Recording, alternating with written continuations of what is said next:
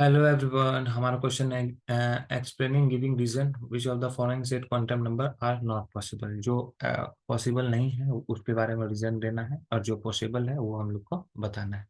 तो पहला है n equals to zero, l equals to zero, m equals to zero और M S equals to plus one by two. तो n का value zero कभी नहीं हो सकता है, m मिनिमम वन से स्टार्ट होगा, तो नॉट पॉसिबल, नॉट पॉसिबल। ठीक है, n का वैल्यू जीरो कभी भी नहीं होगा। ठीक है, तो ये क्वांटम नंबर नहीं होगा। ठीक है, तो पहला नहीं होगा। अब हम लोग चलते हैं बी पर। तो बी पे क्या दिया हुआ है, n का वैल्यू वन दिया हुआ है। ठीक है, अब देखो n से रिलेट करता है l, l इक्वल्स टू होता है zero to n minus one.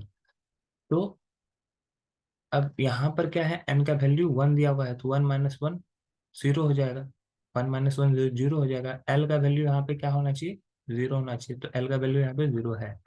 m क्या होता है, m होता है माइनस एल टू प्लस। तो l का वैल्यू अगर जीरो है तो m का वैल्यू भी यहाँ पे क्या हो जाएगा, जीरो हो जाएगा। तो m का वैल्यू भी जीरो हो जाएगा। ठीक है, और यहाँ पे नंबर ऑफ n अगर एक है तो इसका मतलब है प्लस वन, वहां पे जो इलेक्ट्रॉन होगा plus one minus one possible होगा, प्लस माइनस हाफ होता है।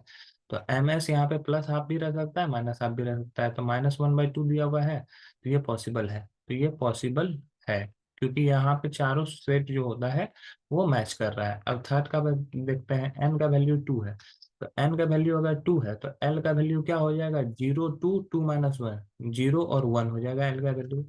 एम का वैल्यू हो जाएगा minus L to plus L, तो माइनस वन, जीरो और प्लस वन, तीनों हो जाएगा। और एस का वैल्यू जो हो जाएगा वो प्लस माइनस हाफ कुछ भी रहे। तो एल का यहाँ पे वैल्यू क्या है, वन दिया हुआ है, पॉसिबल है। एम का वैल्यू यहाँ पे जीरो दिया हुआ है, ये भी पॉसिबल है।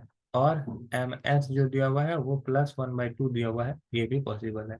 तो हमारा ये भी दूसरा नंबर भी पॉसिबल है। अगर हम लोग यहाँ पे देखें डी नंबर, तो डी नंबर में भी एन का वैल्यू फिर से सेम टू, एल का वैल्यू फिर वन। ठीक है, एम का वैल्यू जीरो, सही है। और एम एस यहाँ पे माइनस वन बाई टू है, तो ये भी पॉसिबल है, दोनों पॉसिबल है, क्योंकि एक बार प्लस भी ले सकते हो, एक फिर माइनस भी ले सकते हो। तो ई है, एन का वैल्यू थ्री है और एल का वैल्यू थ्री है। अगर एन का वैल्यू थ्री लेंगे तो एल का वैल्यू थ्री यहाँ पे पॉसिबल नहीं होगा, क्योंकि एल का वैल्यू क्या होता है, zero to N minus one. तो अगर एन यहाँ पे थ्री है, थ्री माइनस टू, तो मैक्सिमम वैल्यू जो एल का होगा वो टू होगा, लेकिन एल का वैल्यू थ्री दे दिया गया है, तो ये वाला पॉसिबल नहीं होगा। ठीक है, ये वाला पॉसिबल, नॉट पॉसिबल। और आखिरी है हमारा, एन का वैल्यू थ्री, एफ में एन का वैल्यू थ्री, अगर एन का वैल्यू थ्री दिया हुआ है तो एल का वैल्यू वन।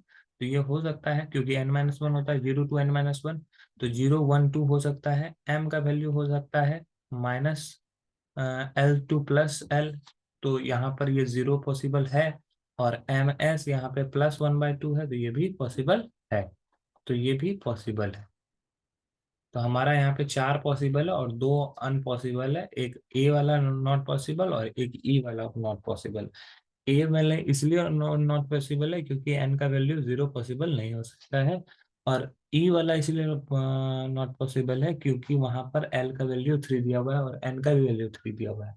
जब एन का जो वैल्यू होता है एल का वैल्यू उससे जस्ट एक कम होगा मैक्सिमम। तो ये भी गलत है। आई होप ये क्वेश्चन आपको समझ में आ गया होगा। That's all, thank you.